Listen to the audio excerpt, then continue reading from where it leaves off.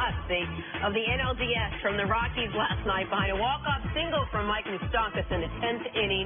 Game 2 coverage begins at 3:30 today on FS1. How impressed, Nick, were you with the Brewers? Man, I was impressed with Christian Yelich again. This is now the 9th straight game. They've won 9 in a row. He's been the reason throughout. Their 8-game winning streak to finish the year where they had to win every one to win the division. And then yesterday, 2-run bomb in the bottom of the third to get him on the board. That's the only scoring until the 9th inning. And then he draws a walk that ends up generating the winning run in the game. He's been spectacular. It got a little testy, though, there at the top of the 9th. I thought they were going to steal it away. The Rockies it was almost pretty got quiet him. until the 9th. Yes. Then I thought they were going to be able to steal it away at the end. But as you mentioned, bottom of the 9th gets on base. And bottom of the 10th gets on base. Yeah. But Yelich has been unbelievable, man.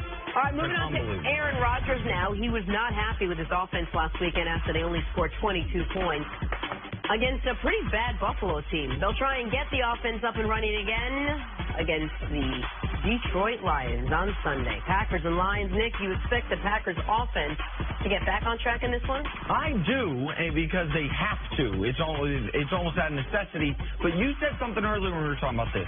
The Packers have some wide receivers that missed practice. Now, Devontae Adams missed practice, but is expected to play. But you think that missing of the practice, even though he's going to play, could hurt him on Sunday? Well, 3 of the 4 top receivers. So now he's only got 2 receivers to be able to practice with. So how do you get better? I'd be okay if Aaron Rodgers was nicked up because he's not the one trying to adapt. It's the other guys. And lack of practice time, lack of continuity. We saw that in the Buffalo game. That's why Aaron was upset after the game. How do you get better by not practicing? This is a game to watch. You think the Lions could pull the 1-3. upset? Right, yeah, absolutely. Divisional game. They know Green Bay well. Oh. Yep. Hey, upset alert in Detroit. All right, we will end with Richard Sherman, who might have an explanation why quarterbacks are on pace to break all kinds of records this season. Sherman said the NFL is making it impossible for guys to play defense. CC, you agree with Richard Sherman? No, absolutely. Richard Sherman is a student of the game, and he realized that a lot of the latest rule changes, they were a part of them.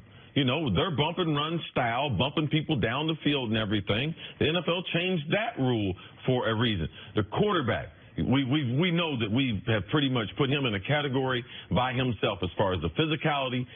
He talked about it. You can't hit a quarterback the same way. And wide receivers, you can't defend them after 5 yards. You can't touch them. And then even when they're at the critical moment of receiving the ball, they're defenseless.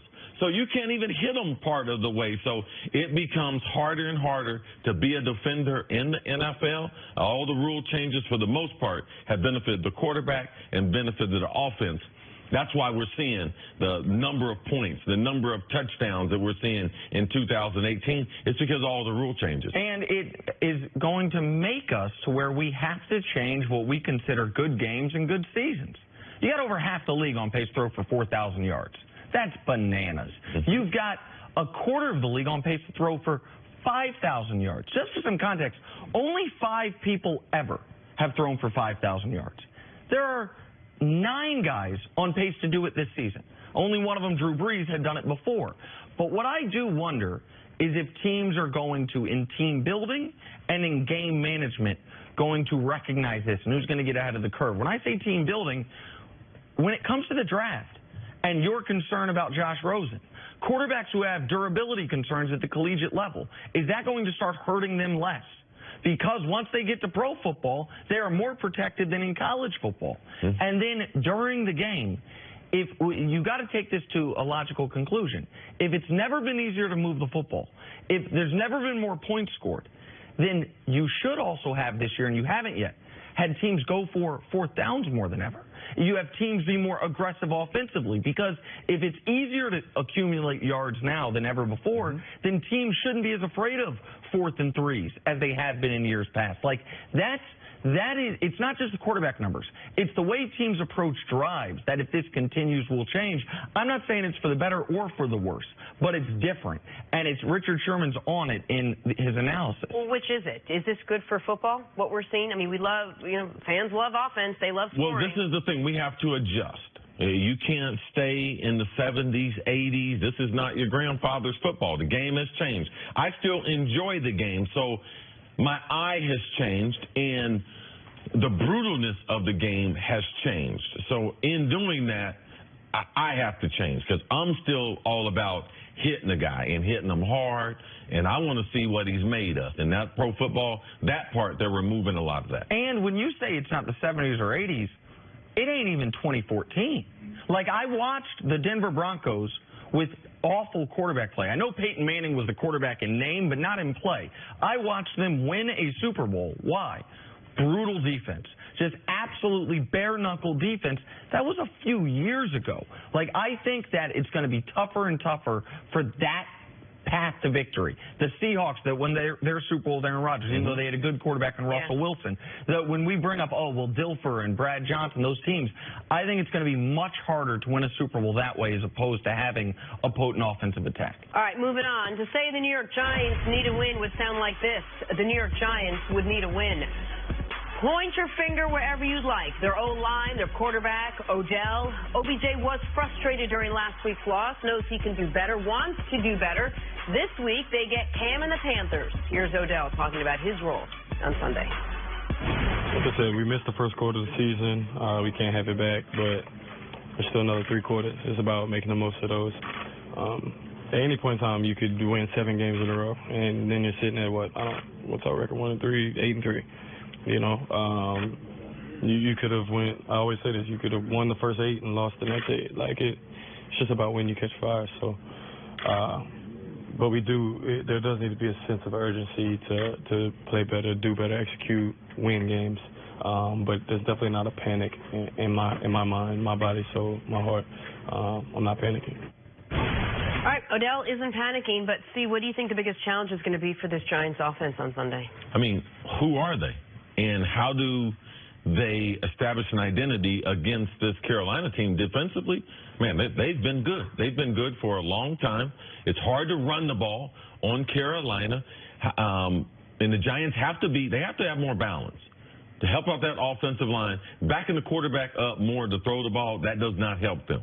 You know, it's time to put that workload on Barkley and that running attack so that you can help out that offensive line. If they're not able to do that, they're going to take too much risk.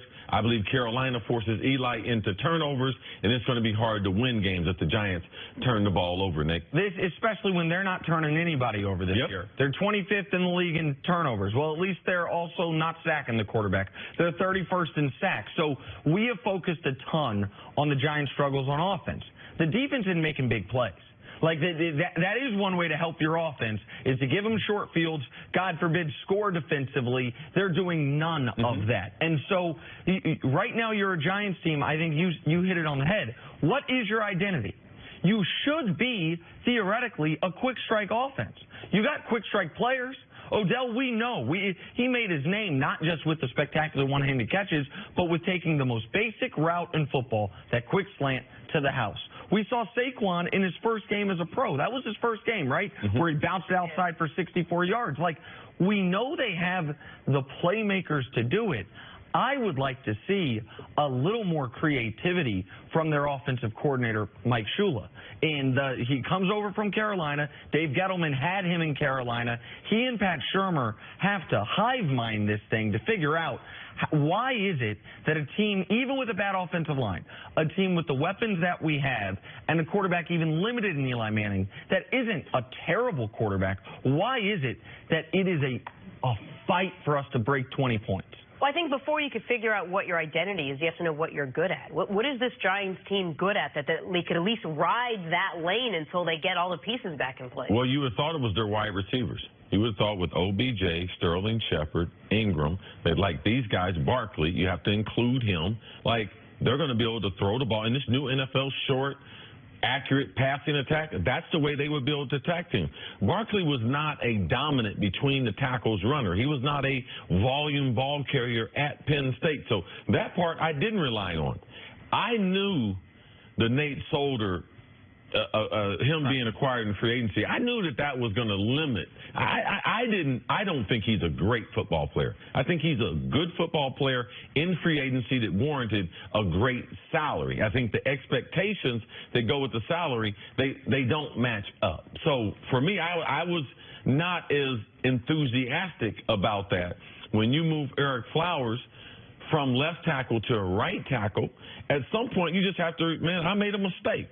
And they made a mistake in drafting him. So now they even put him on the bench. So what does that do to your locker room? You got a first-round pick, all this draft capital you put in, all this time you put into him, and you still can't be a powerful offensive line. So when you're not powerful in the New York Football Giants on the offensive line, you don't have a dominant defense that even creates turnovers, like how are you going to have an identity? Right. All right, so their wide receivers and their playmaking, that should be their identity, but they're struggling for it. Meanwhile, you got a Panthers team that this might bite them at the end of the year, but right now feels great because they had that Week 4 bye, so they're going to be as fresh as you can be at this point. And this is, I understand what Odell's saying. You never know when a 7-game winning streak's coming. Well, I'd be shocked if it starts now. And your next three, you're at Carolina, then Philly for Thursday night, then at Atlanta. Mm-hmm. You're already 1-3. You are playing a Carolina and Philly, I believe, are two of the, even though Philly's only 2-2, two of the best teams in the NFC, and Atlanta as potent of an offense as we have in the league. Like, this is, you needed to start your first quarter of the season in better shape when these are your 3 games to start the second quarter of your season. And this is not the first time that Mike Shula has been criticized for lack of creativity. Man. There's a reason why the University of Alabama called Miami Dolphins to get Nick Saban. It was because Mike Shula was the coach, and they wanted creativity, not only offensively, but defensively. Carolina Panthers, if you talk about Cam Newton, man, was he supported? I mean, they came up with some creative ways to run the football. But as far as passing the game, man, NFL teams were not going to Carolina. You know, hey, man, let's steal some of your secrets. No. Man, you guys are doing some great little concepts. No, so that's something to really watch as the Giants move forward, that relationship with Eli Manning and what they're doing offensively. And whatever Mike Shula had been working on the last few years in Carolina, almost none of it is transferable to the Giants. Because Carolina's got, we use this term too much, but a true unicorn at quarterback. Yeah. They got one of the best running backs in the league who plays quarterback for them. So there is nothing you're going to do as far as a very physical offensive line. A very physical offensive line and a quarterback that has more touchdown runs than any player, not quarterback, any player in the league since he got here. There's no player more different than Eli, than Cam Newton. So whatever Mike Shula is like, oh, this is what worked for us in Carolina. Well, think about the offense they ran in Carolina. When they were throwing the ball, it was a deep shot offense, trusting Cam to be able to have time, to have receivers break downfield, or some rushing attack that involved the threat of the quarterback running. Eli ain't running nowhere but to the sideline this year. So that part doesn't help either. The only thing the Giants do have going for them is that this isn't a division that's being run away by some team. No. The Eagles don't dominate it. The Cowboys certainly aren't. We're not really sure where the Redskins are. So while the Giants aren't playing well, at least they're treading water in a division where no one No one's got more than 2 wins. That's true. But I worry if it's going to take till week 9 for the Giants to get 2 wins. All right, let's take a break. Coming up, can Baker get his first win as a starter against the Ravens? That's next on First Things First. Week 9, the Giants play the bye. They can beat that. The bye favored by 2. The NFL is on Fox. Saquon Barkley.